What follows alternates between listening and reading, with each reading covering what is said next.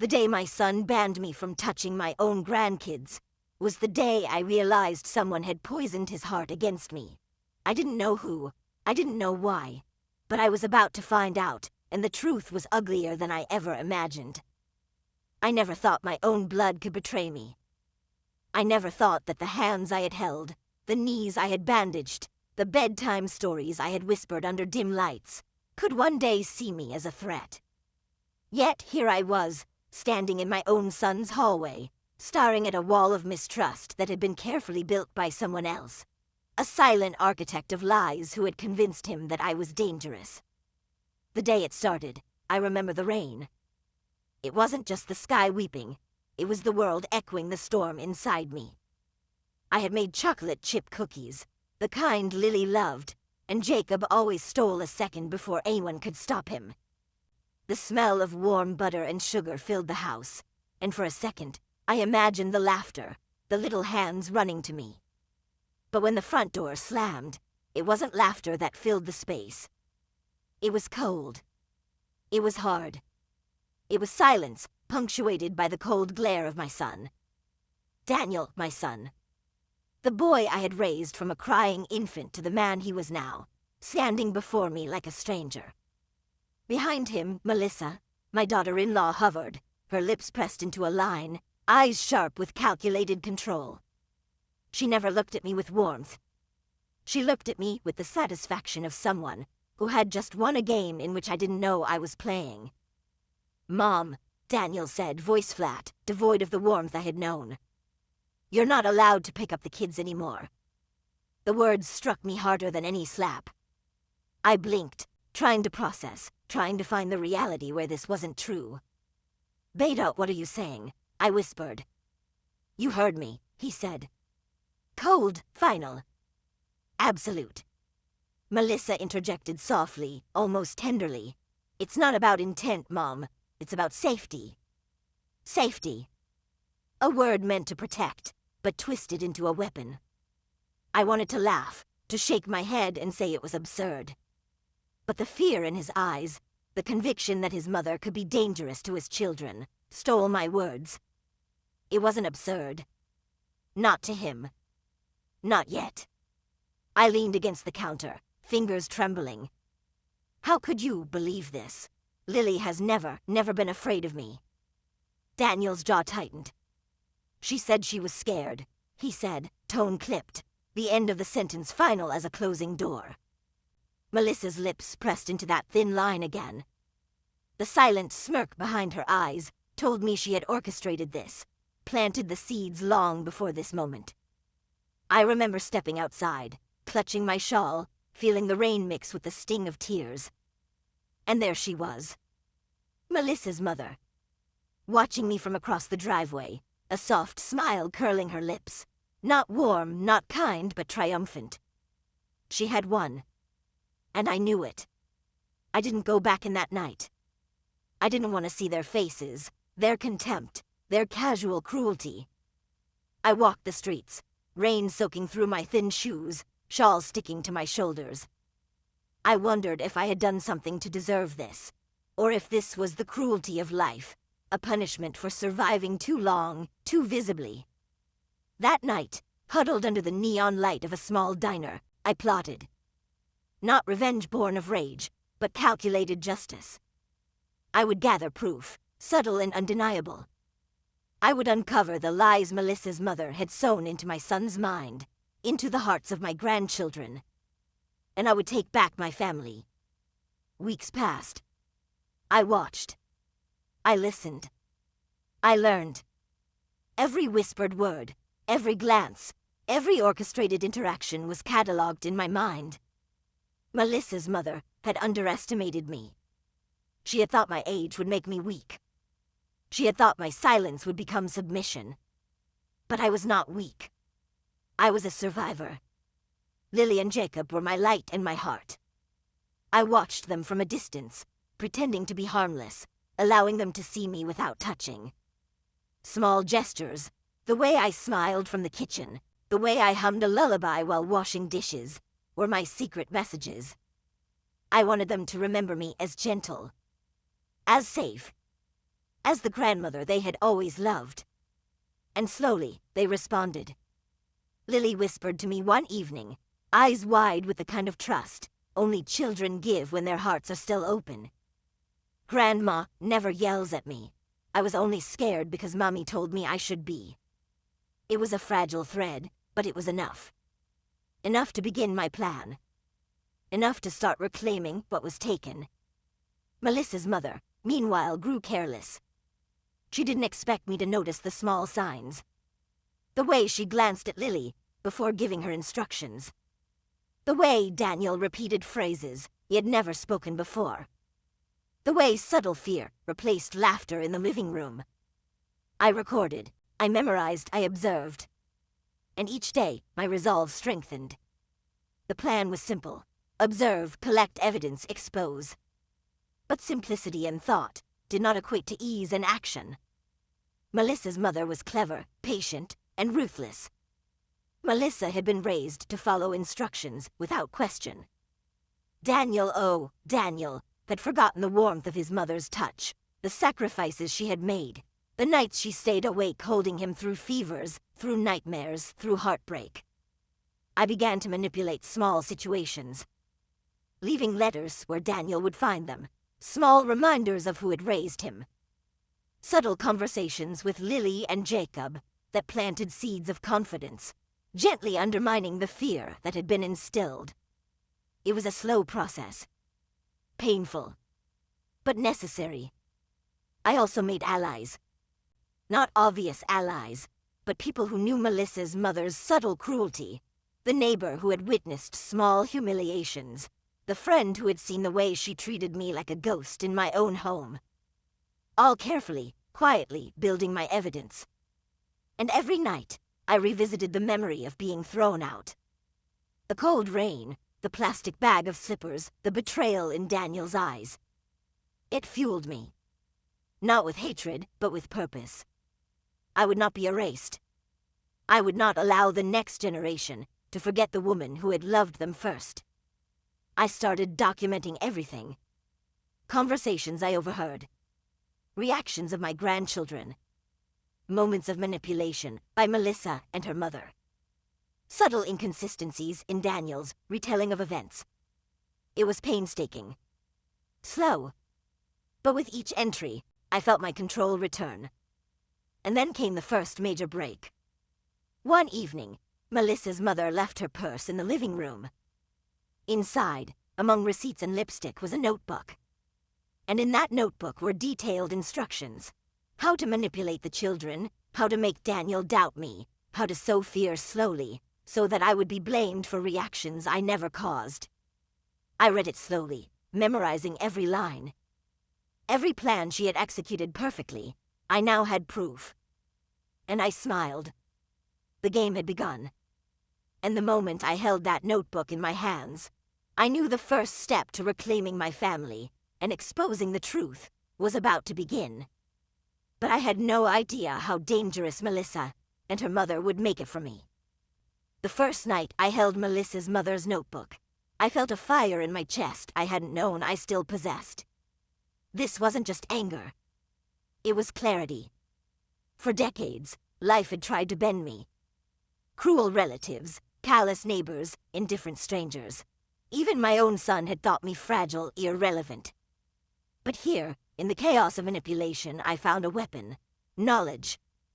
And knowledge, if used wisely, is more dangerous than brute force. The rain had washed the streets clean, but it could never wash the memory of my son's betrayal from my mind. I returned to my small room at the edge of the neighborhood, clutching the notebook like a lifeline. Inside, each word was a blueprint of the psychological war that had been waged against me. Melissa's mother had documented how to teach Lily to fear me without overtly accusing me. Subtle phrases to instill doubt in Daniel's mind. Times to manipulate interactions so that I would appear unreasonable. It was meticulous, calculated, insidious. And it would be my key. The next morning, I prepared for the first phase, observation. I went to Daniel's house as usual, smiling, pretending normalcy. I didn't touch the kids. I didn't speak beyond pleasantries. But my eyes, oh, my eyes were recording everything. Melissa's mother had arrived early, as she always did. Her presence alone commanded attention, and her gaze was sharp, measuring, predatory. She didn't know I had found her notebook. She didn't know I had discovered her lies. That ignorance, that was her weakness.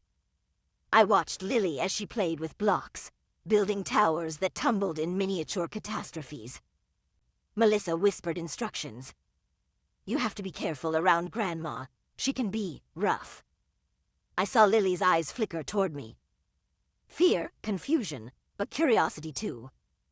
And that small flicker, that was my in. For weeks, I began subtle interventions. A quiet compliment when Lily did something brave. A soft gesture from across the room to Jacob. Whispered reassurances when the children thought I wasn't looking. I was reclaiming their trust in increments. Slowly, carefully, deliberately. But I had to be clever. Every move had to appear natural. Every smile, every glance, every whisper had to be innocent. If Melissa or her mother suspected, the plan would collapse. Meanwhile, I began planting seeds of doubt in Daniel. Not accusations, not confrontations. Just subtle questions. Daniel, did Lily really say that? Are you sure she wasn't scared because someone told her to be? I would never hurt her. Don't you think she knows me better than that? I watched his reactions closely. At first, he refused to answer. But doubt, even in the strongest hearts, grows like a slow poison when fed carefully. Melissa's mother, meanwhile, continued her manipulations, unaware that I had already discovered her game.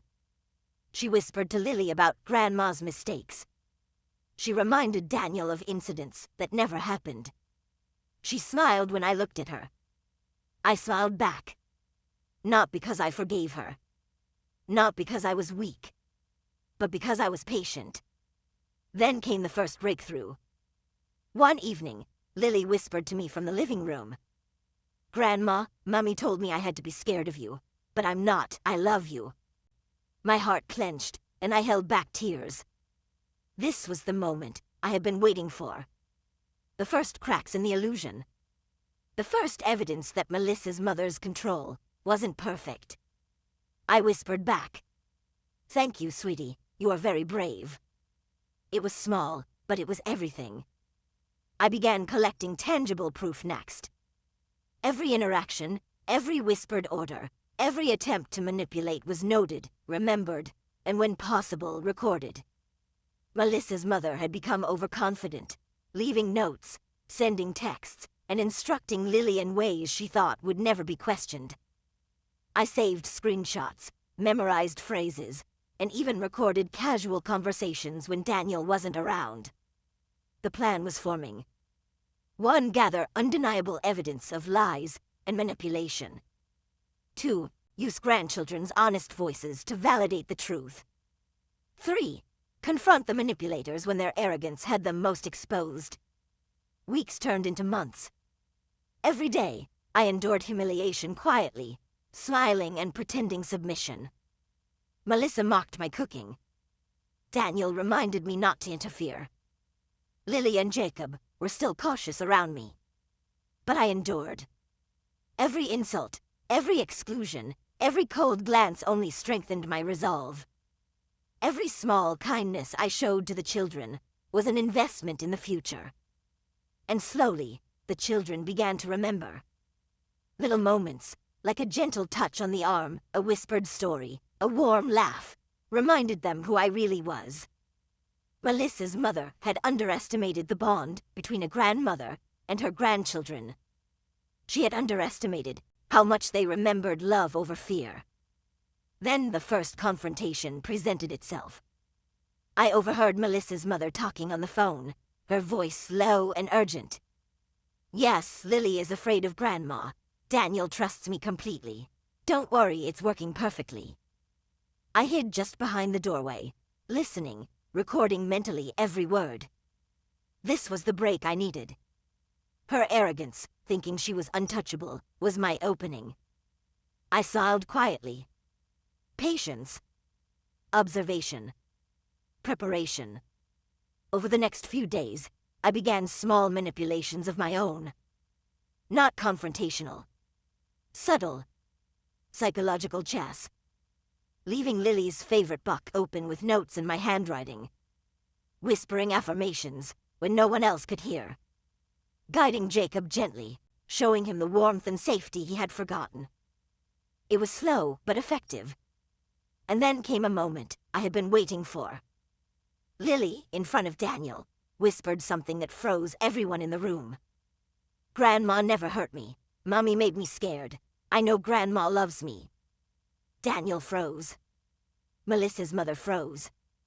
The first cracks in their constructed story were visible. I kept calm. Silent. Waiting. The children had spoken truthfully. And truth, when unguarded, is unstoppable. As part 2 progressed, I began positioning my evidence strategically. Photos, screenshots, recorded whispers, all carefully compiled. I planned to present them in a way that would be undeniable. Undeniable to Daniel and impossible for Melissa or her mother to twist. The subtle power shift had begun. And soon, the first undeniable proof would be revealed, shattering the lies Melissa's mother had built and forcing my son to finally see the truth, before it was too late. The morning sunlight spilled through the kitchen window, but inside me, darkness still lingered. I had endured weeks of whispered commands, smirks, and casual humiliation. But now, the first threads of hope were taking shape. Lily and Jacob had started to respond to me again. Not openly, never openly, but in small gestures. A lingering glance. A hand brushing mine accidentally. A whispered secret in the corner of a room when no one else was looking. These small victories were powerful. Even small, subtle defiance from children was a crack in Melissa's carefully constructed cage. I began to move more boldly. I had gathered notes, recordings, and screenshots that would, when revealed, be undeniable proof of manipulation. But patience was my greatest weapon. Melissa's mother was clever, yes, but she was also arrogant. She had assumed that I, at 70, would crumble quietly under the weight of exclusion and humiliation. She had misjudged me. One afternoon, Daniel left for work early, unaware that I had positioned myself in the living room strategically. Melissa's mother sat in her favorite armchair, smug, pretending she owned every inch of the space. Lily and Jacob played near me, and I spoke softly, guiding them. "Jacob, remember how Grandma always tells you stories? Do you remember the one about the little fox who outsmarted the bear?" He nodded, eyes lighting up. I smiled gently. Melissa's mother's eyes narrowed. She approached, voice sugary but sharp. "Mom, you're interfering. Let the kids play." I looked at her calmly. "I'm just telling them a story. Do you think children can't hear a story without fear?" Her lips twitched, a mixture of anger and uncertainty. She had never expected me to confront her calmly, with words instead of emotion. That evening, I prepared the first subtle test. I left a note for Daniel, simple and innocent. "Daniel, I was thinking about Lily's storybook from last week. Maybe you can ask her about it tonight, just to see if she remembers it." I hid behind the couch, silent, watching. Melissa's mother noticed the note, and her smirk vanished for the first time in weeks. Her fingers tapped against the table nervously. She hadn't expected me to manipulate small situations so cleverly. She hadn't expected me to plant seeds of doubt in her son's mind subtly, without confrontation. That night, as Daniel returned, I watched closely. Lily, unprompted, ran up to him. "Daddy, Grandma told me a story about the little fox today. Remember?" Daniel's face changed. He paused. He looked at me. And then he saw something he hadn't in months. The way Lily's eyes shone when she spoke of me. The way Jacob had repeated a word I had taught him earlier. Small things. Insignificant to anyone else. But they were monumental to me. Melissa's mother tried to intervene. Lily, what did I tell you about Grandma? Lily hesitated, and for the first time the words faltered. She looked at me. She hesitated again. Then she said softly, "Mommy, I'm not scared of Grandma. She tells good stories." The statement was small, but the impact was seismic. Melissa's mother's face paled slightly. Her confidence, that smug aura she carried like armor, began to crack. I knew then it was time for the next phase. The phase where evidence became undeniable. I had carefully collected recordings of Melissa's mother giving instructions to Lily, telling her to fear me. Screenshots of Daniel repeating phrases that weren't his own. Photographs of subtle moments of manipulation. All of it. All documented meticulously. But I had to be strategic. Revealing too much too soon could backfire. Daniel was still under her influence. Melissa's mother was cunning. I needed to create a situation where truth could not be denied. I started creating scenarios where her manipulation could be observed by others. A neighbor who often watched the children without interacting became my silent witness. Small tests, like asking Lily to recount events without prompting, revealed her honesty. Jacob, innocent and unknowing, became a small beacon of truth in his behavior. It was slow, painful, but effective. One evening, the first undeniable proof presented itself. Melissa's mother had left her phone on the counter. A series of messages glowed on the screen. Instructions, reminders, manipulations. I memorized each one. Every word. Every subtle psychological tactic. This was the evidence I needed. Over the next days, I positioned myself carefully. Every casual conversation became a trap to reveal truth. Every innocent question from the children was a weapon in my hands. Melissa's mother grew nervous. Her subtle glances, her rigid posture, her clipped words, all betrayed the knowledge that her control was slipping. Then, the pivotal moment arrived. I asked Daniel, quietly, gently.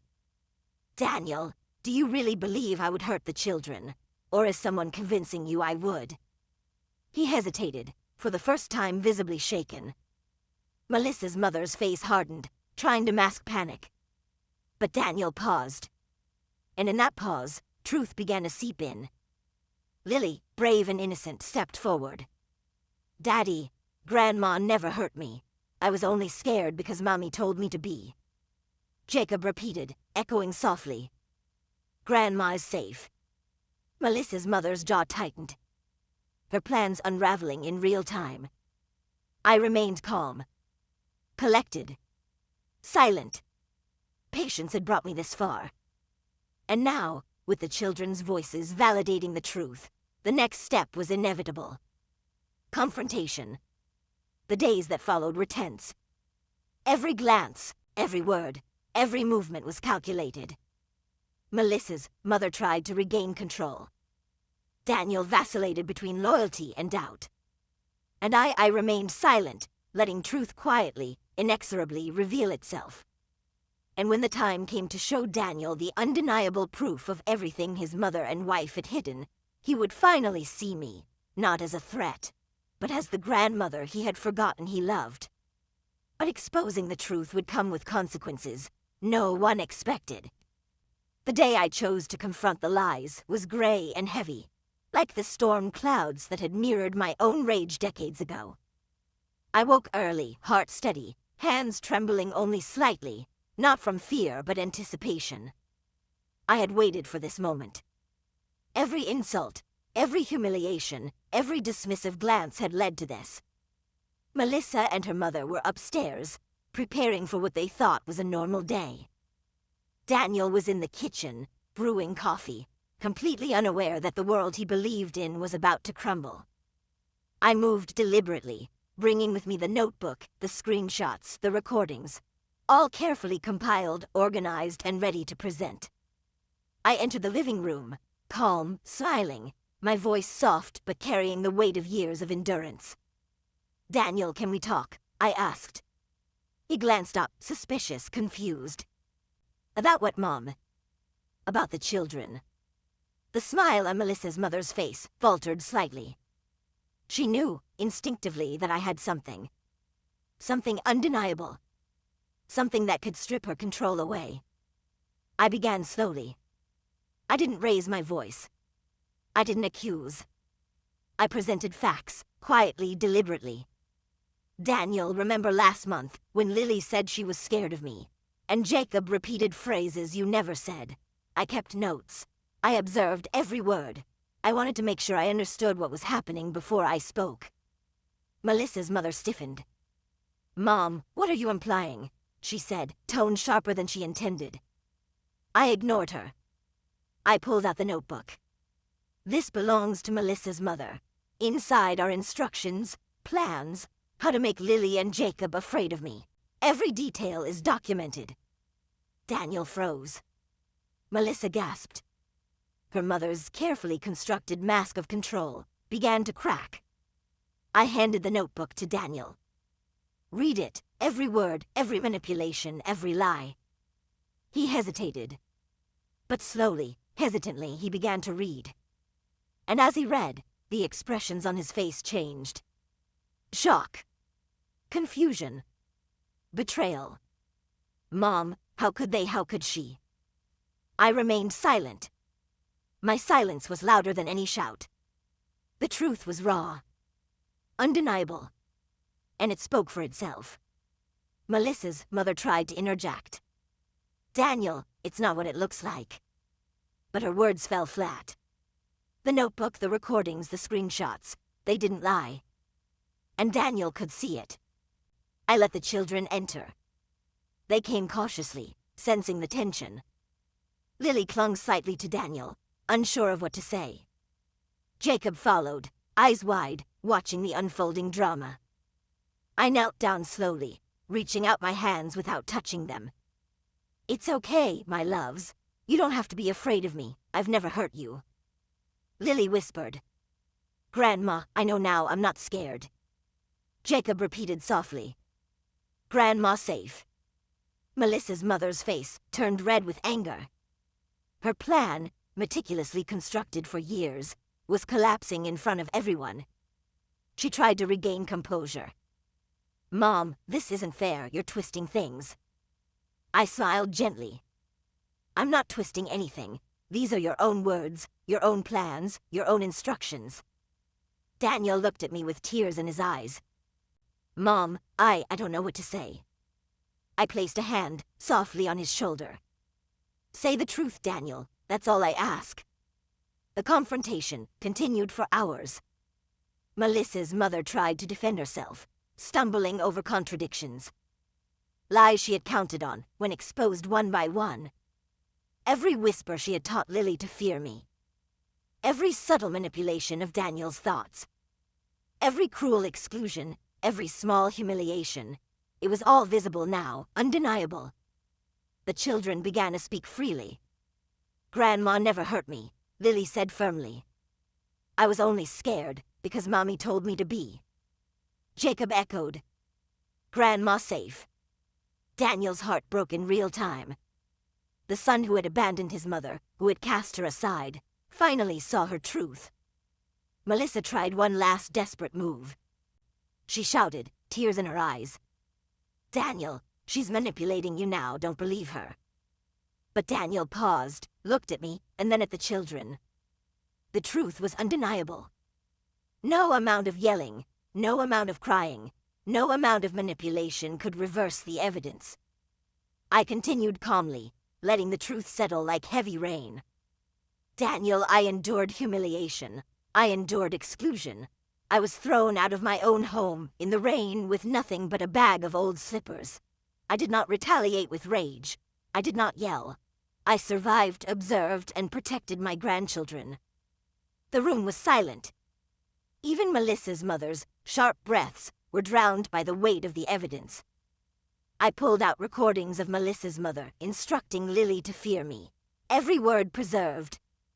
Daniel listened in disbelief. The children nodded, confirming the truth.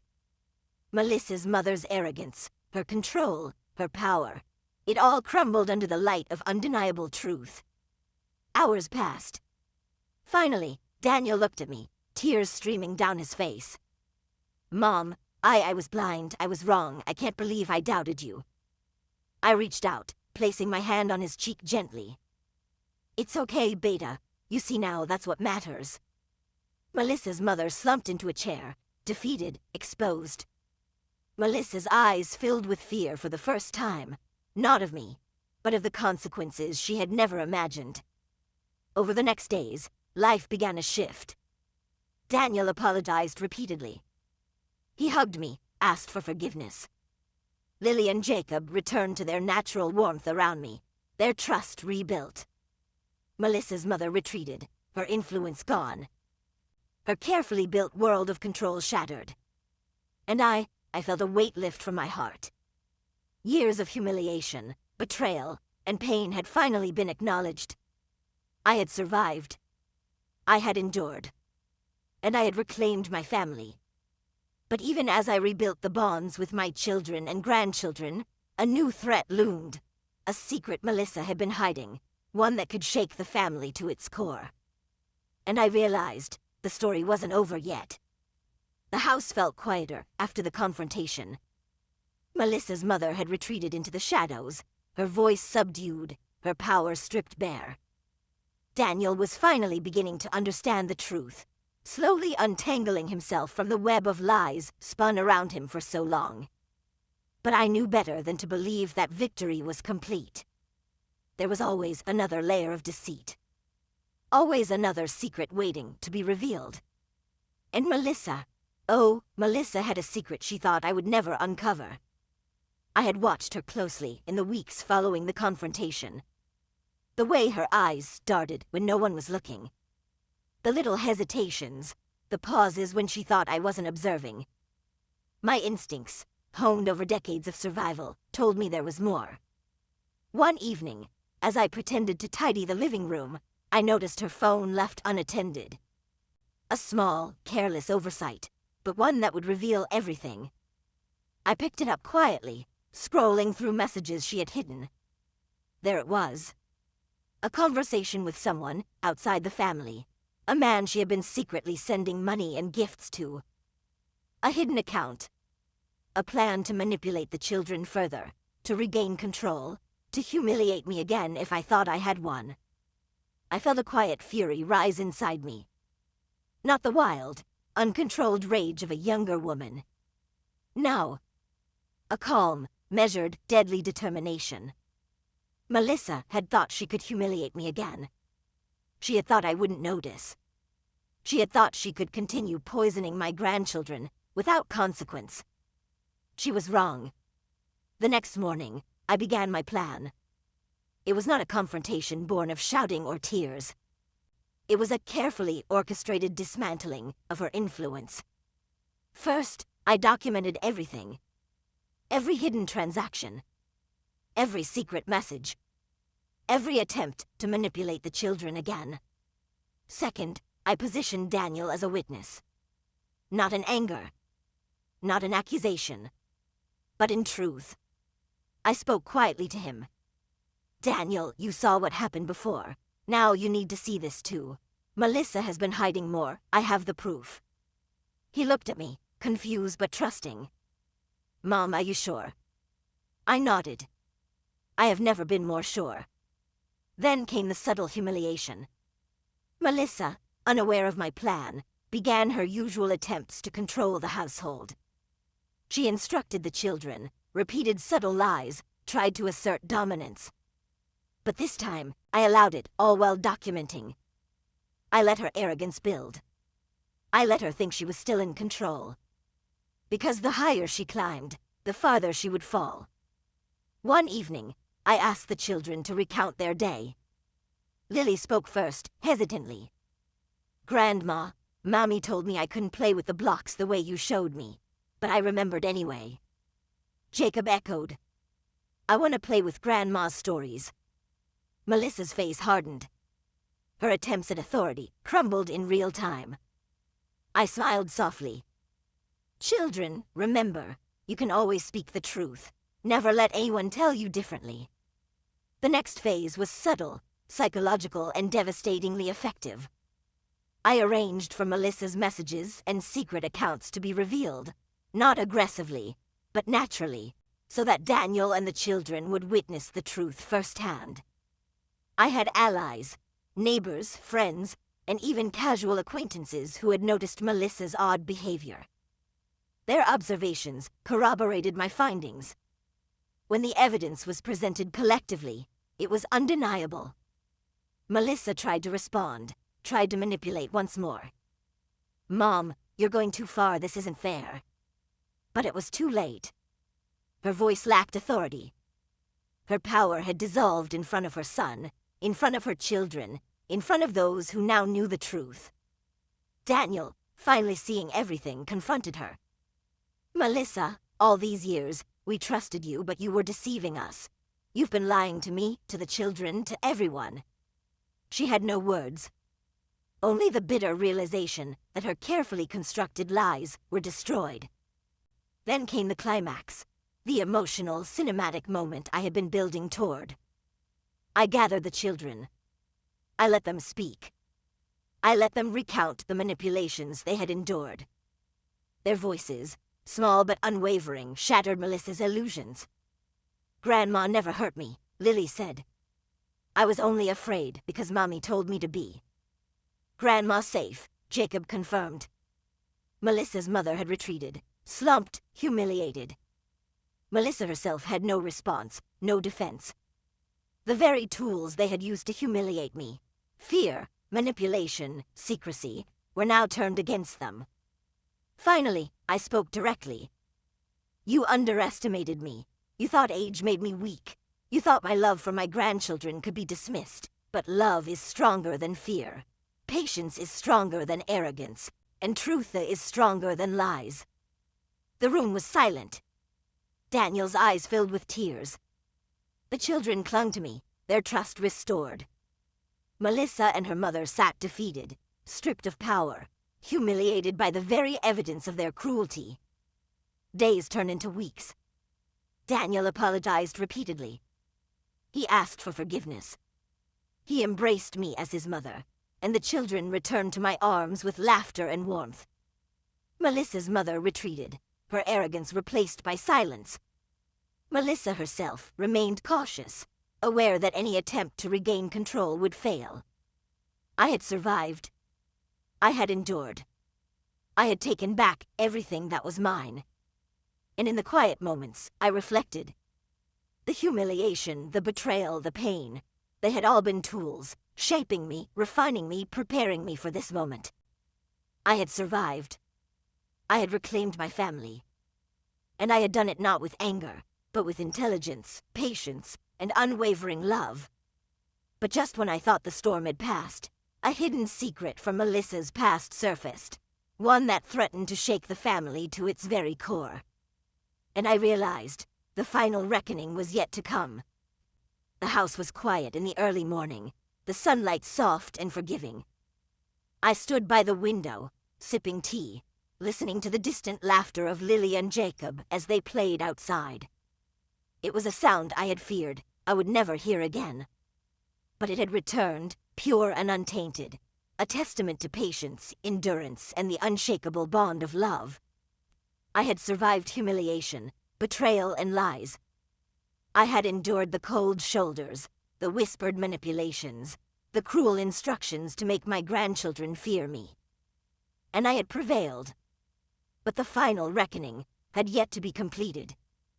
Melissa and her mother were still in the house, still lingering in the shadows, still carrying the arrogance of those who thought themselves untouchable. Their eyes darted at me, their movements careful, calculating. They thought the battle was over. They were wrong.